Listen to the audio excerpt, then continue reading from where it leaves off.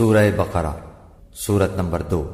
غرض جب طالوت فوجیں لے کر روانہ ہوا تو اس نے ان سے کہا کہ اللہ ایک نہر سے تمہاری آزمائش کرنے والا ہے، جو شخص اس میں سے پانی پی لے گا اس کی نسبت تصور کیا جائے گا کہ وہ میرا نہیں، اور جو نہ پیے گا وہ سمجھا جائے گا کہ میرا ہے۔ ہاں اگر کوئی ہاتھ سے چلو بھر پانی لے لے تو خیر۔ جب وہ لوگ نہر پر پہنچے تو چند آدمیوں کے سوا سب نے پانی پی لیا۔ پھر جب طالوت اور مومن لوگ جو اس کے ساتھ تھے نہر کے پار ہو گئے تو کہنے لگے کہ آج ہم میں جالوت اور اس کے لشکر سے مقابلہ کرنے کی طاقت نہیں۔